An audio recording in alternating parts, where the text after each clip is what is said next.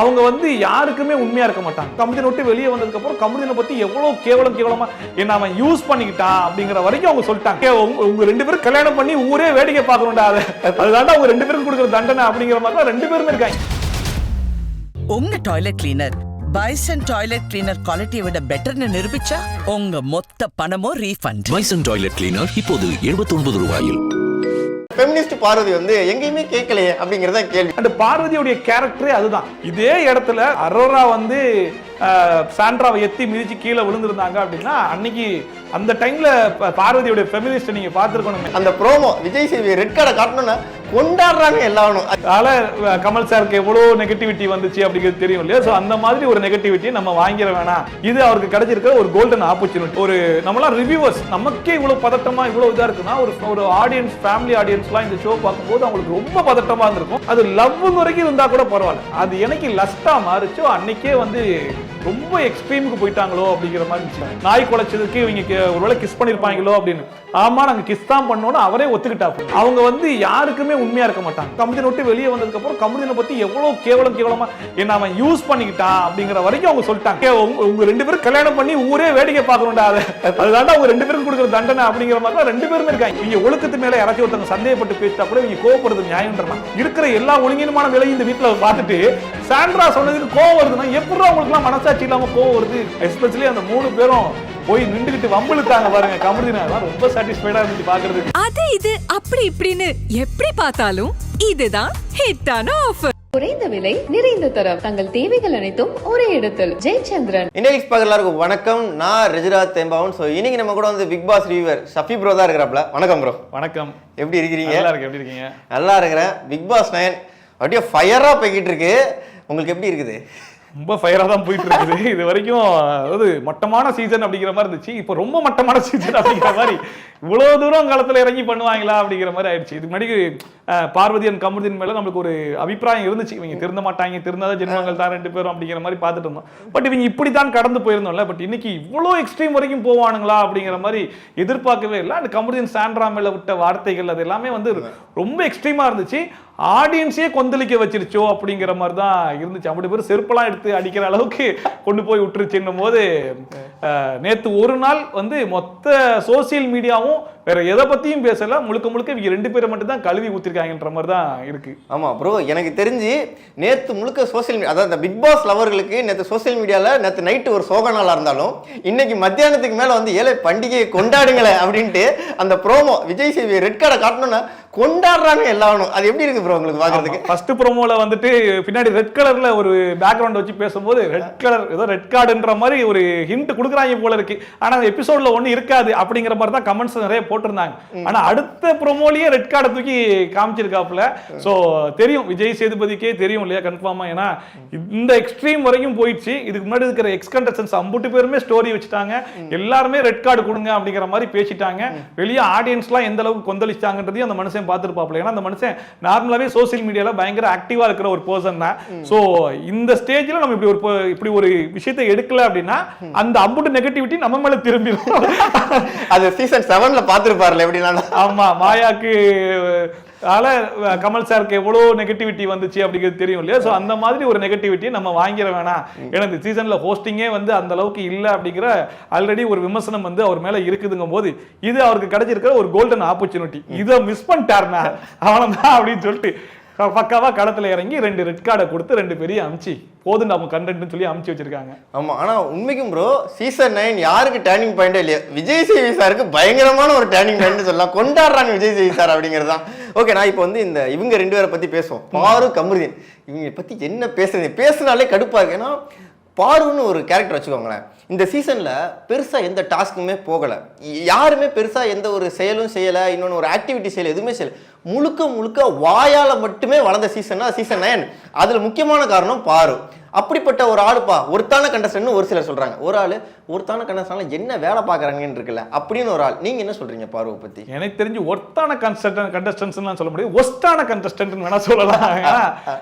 ஒரு தராதரம் ஒன்று இருக்குல்ல. மீன் ஒரு இவ்வளவு பெரிய ஷோ, நம்ம இவ்வளவு பெரிய ஷோல வந்திருக்கோம், நம்ம என்ன பண்ணணும் என்ன பண்ணக்கூடாது, எந்த எக்ஸ்ட்ரீம் வரைக்கும் போகணும், இது எல்லாத்தையும் மீறி வெளியே வந்து மக்கள் பாக்குறாங்கன்ற நம்ம ஃபேமிலியும் நம்ம இந்த ஷோ பாக்குறாங்கன்னும் போது ஒரு பக்கம் அவங்க எடுத்த ஸ்டாண்டர்ட் வந்து சண்டை போட்டு இந்த ஷோல இருக்கணும் அப்படிங்கிறது. ஓகே, அது கூட எல்லா சீசன்லயும் எல்லாரும் பண்ணதுதான். ஏன்னா சண்டை போட்டாதான் அது வந்து ப்ரோமோல வரும். அந்த ப்ரோமோல அப்போது அவங்க தான் வந்தாங்க, அவங்க தான் கண்டென்ட்டா இருந்தாங்க, எல்லாமே ஓகே தான். பட் எனக்கு இந்த லவ்ங்கிறதுக்குள்ள வந்தாங்களோ, அது லவ் வரைக்கும் இருந்தா கூட பரவாயில்ல, அது எனக்கு லஸ்டா மாறிச்சோ அன்னைக்கே வந்து ரொம்ப எக்ஸ்ட்ரீமுக்கு போயிட்டாங்களோ அப்படிங்கிற மாதிரி இருந்துச்சு. இவங்க ரெண்டு பேரும், அதாவது 1-2னா பரவாயில்ல, ஸ்டார்டிங் ஃப்ரம் அந்த கவருக்கு டபுள் மீனிங்ல பேசினதுல இருந்து, ஜெயிலுக்கு போகும்போது அவங்க செஞ்சதுல இருந்து, கமருதீன் கையில எழுதி காமிச்சதுல இருந்து, அண்ட் வைல்ட் கார்டு என்ட்ரி உள்ள வந்து அது எல்லாத்தையும் சொன்னதுக்கு அப்புறமா திருந்து வாங்கலாம்னு சொல்லி பார்த்தா அதுக்கப்புறமும் நாய் குலைக்குது, ஆக்டிவிட்டி ரூமுக்கு டோருக்கு பின்னாடி போய் உட்கார்ந்து ஏதோ ஒன்று பண்றானுங்க. நேத்து எபிசோட்ல அந்த மனுஷனே இதுக்கு முன்னாடி வரைக்கும் நமக்கு டவுட்டா தான் இருந்துச்சு, நாய் குலைச்சதுக்கு இவங்க ஒருவேளை கிஸ் பண்ணிருப்பாங்களோ அப்படின்னு. ஆமா, நாங்க கிஸ் தான் பண்ணோம்னு அவரே ஒத்துக்கிட்டாப்ல. இதெல்லாம் வச்சு பார்க்கும்போது எப்படி இவ்வளவு தைரியமா இவ்வளவு போல்டா இருக்கானுங்கன்றதே ரொம்ப ஆச்சரியமா இருக்குது. அதாவது பிக் பாஸுக்கு பயப்படணும், இல்ல ஹோஸ்ட்டுக்கு பயப்படணும், ஹவுஸ்மேட்ஸுக்கு பயப்படணும், ஆடியன்ஸுக்கு பயப்படணும், இல்ல வெளியே இருக்கிற ஃபேமிலிக்கு பயப்படணும். நான் யாருக்குமே பயப்பட மாட்டேன், நாங்க இப்படிதான் இருப்போம் அப்படிங்கிற மாதிரி இருக்காங்கன்னா, இவ்வளவு கீழ்த்தரமா இவ்வளவு மோசமான கண்டஸ்டன்ஸ் இந்த பிக் பாஸ் ஹிஸ்டரியில இருந்திருக்காங்கன்னா சத்தியமா கிடையவே கிடையாது. அதுல பார்வலாம் வந்து எக்ஸெப்ஷனல் கேஸ் தான் சொல்லணும். ஆமா ப்ரோ, இப்போ நீங்க ஒரு விஷயம் சொல்லியிருந்தீங்க, செம்ம மேட்ரு. எனக்குமே வந்து அதை பார்க்கும்போது ஆச்சரியமா இருந்துச்சு. என்னன்னா அவங்க கிஸ் அடிச்சாங்க அப்படிங்கிறது வெளியில மீம்ஸ்ல எல்லா இடத்துலயும் பரவிருச்சு. ஆனா அதை சமாளிக்கிறதுக்கு பிக் பாஸ் ஒரு நோட்டீஸ் ஒன்று அனுப்புனாங்க தெரியுமா, நீங்க வெளியில படுத்ததுனாலதான் நாய் குலைச்சிச்சு அப்படின்னு. இது வந்து கமருதீனை சேவ் பண்றதுக்கோ இல்ல பார்வதியை சேவ் பண்றதுக்கோ பிக் பாஸ் டீம் ஒரு முடிவு எடுத்திருக்கு. ஆனா இவங்க இந்த இடத்துல வந்து அதை உடச்சு விட்டோம்னா பிக் பாஸ் என்ன நினைச்சு, ஏன்னா என்னையே உடச்சு விட்டீங்களா அப்படிங்கிற மாதிரி தான் இருந்துச்சு. மேபி அந்த வெறுப்புல தூக்கிட்டானுங்களா? அந்த அதாவது ஒரு எக்ஸ்ட்ரீம் தான். நேத்து வந்து ஆக்சுவலா என்ன ஷோ பார்க்கும்போது எனக்கே வந்து ஒரு மாதிரி பிபிலாம் ஹை ஆச்சு. என்னடா இவனுங்க இந்த எக்ஸ்ட்ரீம் வரைக்கும் போறானுங்க, எப்படா இப்படி இருக்கானுங்க அப்படிங்கிற மாதிரி ஒரு மாதிரி. ஒரு நம்மளாம் ரிவ்யூவர்ஸ் நமக்கே இவ்வளவு பதட்டமா இவ்வளவு இதா இருக்குன்னா, ஒரு ஆடியன்ஸ், ஃபேமிலி ஆடியன்ஸ்லாம் இந்த ஷோ பார்க்கும்போது அவங்களுக்கு ரொம்ப பதட்டமா இருந்திருக்கும். ஈவன் இது எல்லாரும் வீட்லயுமே ரிஃப்ளெக்ட் ஆயிருக்கும். அதாவது நிறைய பேருடைய நம்ம சோசியல் மீடியால பார்க்கும்போது இந்த பிக் பாஸ் பத்தின ரிவ்யூஸ் போடுற ஆளுங்களாம் நான் கிடையாது. பட் நேத்து நடந்த இன்சிடென்ட்டை பார்க்கும்போது என்னால பேசாம இருக்க முடியல அப்படின்னு சொல்லிட்டு அத்தனை பேர் வந்து வீடியோஸ் போட்டிருந்தாங்க. அந்த அத்தனை பேர் வாயிலிருந்து வந்த வார்த்தைகள் எல்லாமே வந்து கண்ணியமான வார்த்தைகள் கிடையாது, எல்லாமே பயங்கர கொச்சையான வார்த்தைகள். அது ஏன் அவங்க ஏன் நான் இப்படி பேசுறேன்னு சொல்லியிருந்தாங்க. இப்படி பேசுறவன் இப்படி இந்த ஷோல நடந்துக்கிறவனை பத்தி இப்படிதான் பேச முடியும், என்னால என் வாயில இருந்து இந்த வார்த்தைகள் தான் வரும்ன்ற அளவுக்கு அவங்க இறங்கி பேசுறாங்கன்னா, அப்ப ஆடியன்ஸ் சைடுல எந்த அளவுக்கு அவங்க கொந்தளிச்சிருப்பாங்க, ஆடியன்ஸ் எந்த அளவுக்கு இங்க வெறுப்பேத்திருப்பாங்க.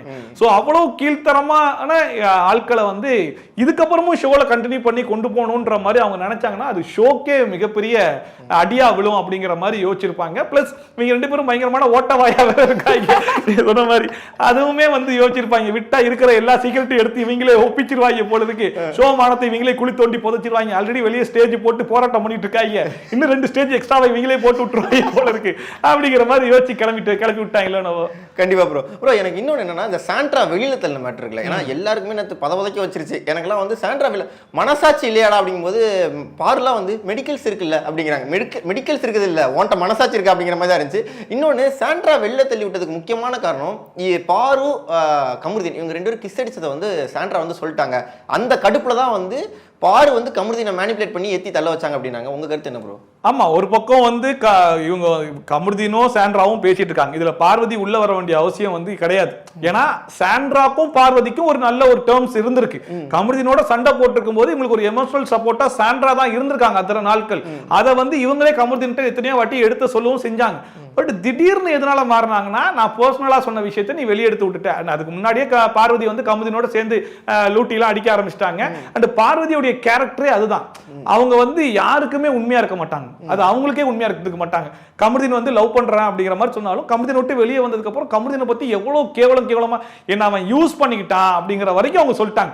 பேட் டச்னு சொல்லியாச்சு. என்னென்ன எவ்வளவு கேவலமா பேச முடியுமோ எல்லாத்தையும் வந்து பேசிட்டாங்க.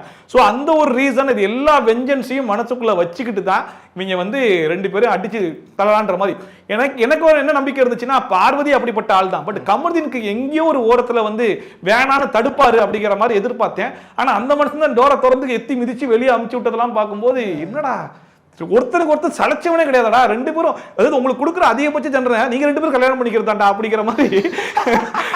நீங்க உங்க 2 பேரும் கல்யாணம் பண்ணி ஊரே வேடிக்கை பார்க்கணும்டா, அதுதான்டா உங்க 2 பேருக்கு கொடுக்குற தண்டனை அப்படிங்கிற மாதிரி தான் 2 பேருமே இருக்காங்க.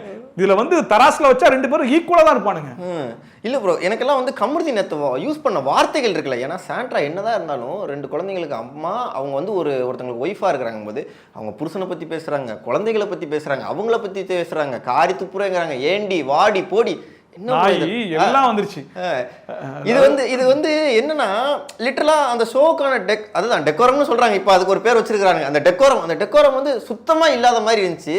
கமருதீனோட கேரக்டர் எப்படி பாக்குறீங்க நீங்க? கமருதீன் தான் அந்த கோவம் ஒன்று வந்துருச்சுன்னா அவரோட வந்து எக்ஸ்ட்ரீமுக்கு போயிடுவாப்புல. அவர் வாயை வந்து அவரால் கண்ட்ரோலே பண்ண முடியாதுன்றது நம்ம இதுக்கு முன்னாடி நிறைய பார்த்துருக்கோம். ஆக்சுவலாக அந்த மனுஷன் பண்ண மிகப்பெரிய தப்பு என்னன்னா, இதுக்கு முன்னாடி பார்வதியை விட்டு சண்டை போட்டு வெளியே வந்திருந்தாப்புல நல்லா தான் இருந்தார். பட் அந்த ஒரு டாஸ்க்ல வந்து அடிச்சு இது பண்ணி அது டொமஸ்டிக் வயலன்ஸ்ன்ற மாதிரி சொல்லி விட்டானுங்க.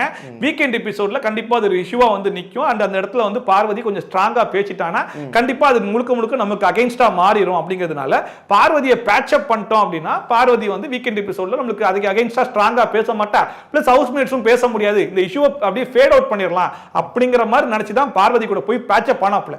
ஆனா கடத்துல பார்வதியோட சேர்த்ததுனால இவ்வளவு பெரிய இஷ்யூ ஆகி கடத்துல நம்ம வந்து ரெட் கார்டு வாங்கிட்டு வெளியே போவோன்றது வந்து அந்த மனுஷன் எதிர்பார்த்திருக்க மாட்டாரு.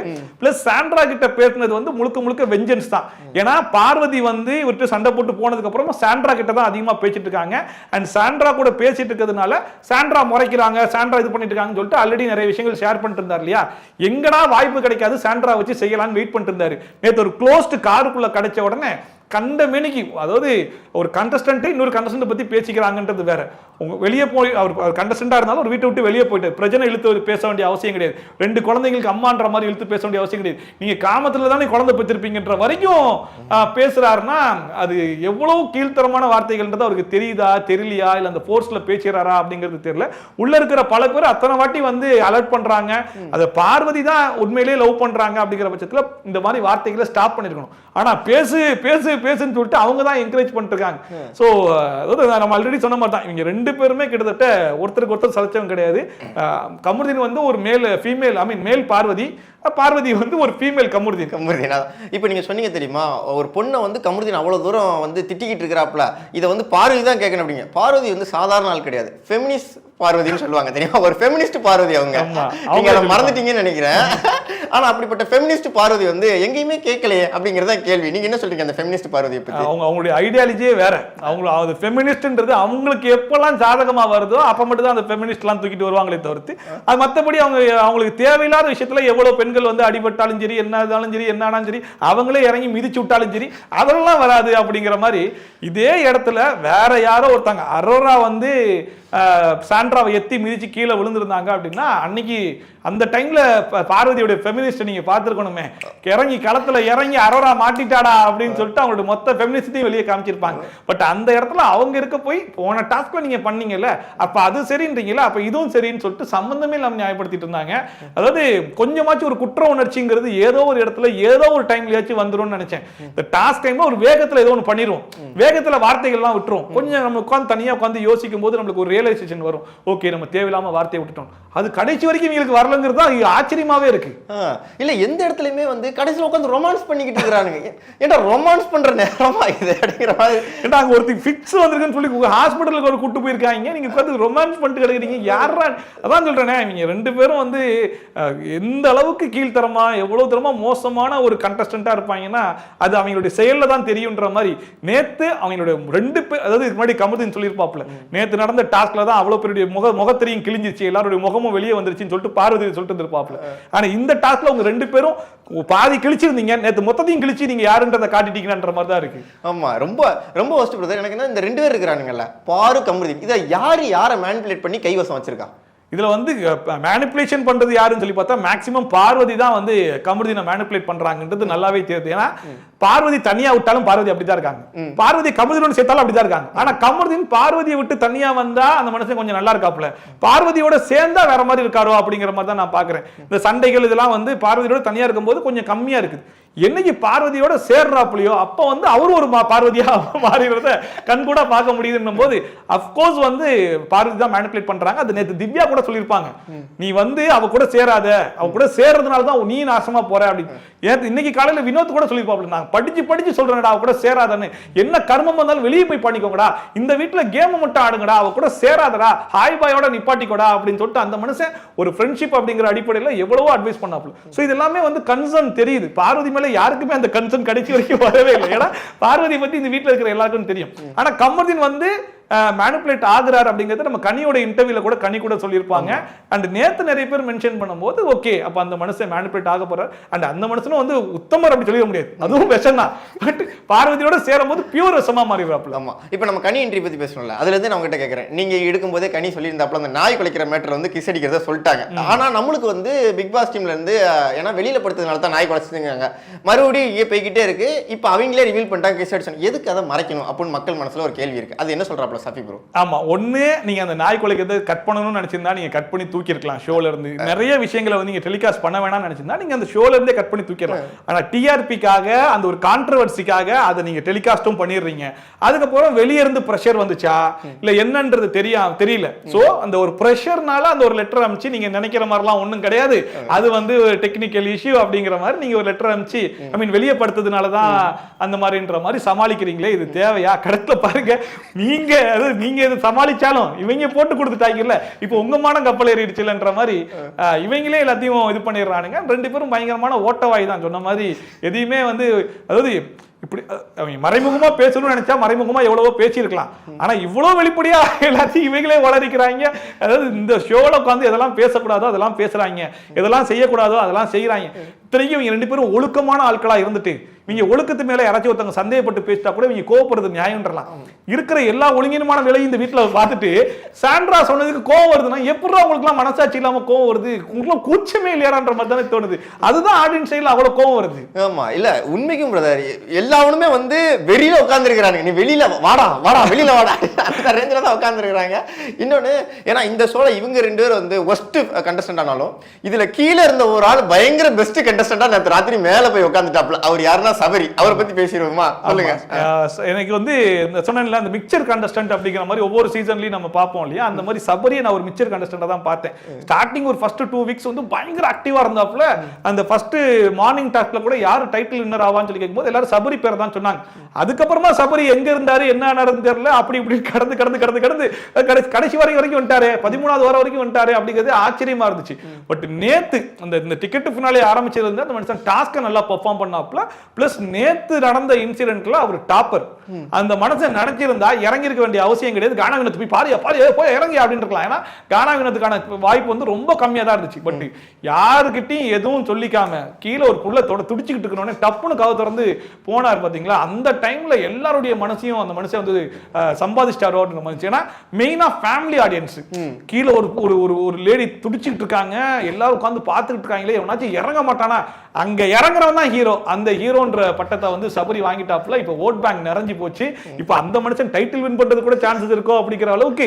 அதாவது 90 நாள் கஷ்டப்பட்டு ஆடணும். ஆனா நீ ஒரே நாள்ல டிக்கெட் பின்னால விட்டு கொடுத்தாலும் கடத்துல எங்க பிடிச்சிட்டா பாத்தியா, மக்கள் மனசை பிடிச்சிட்டேன்ற மாதிரி நேத்து பயங்கரம்.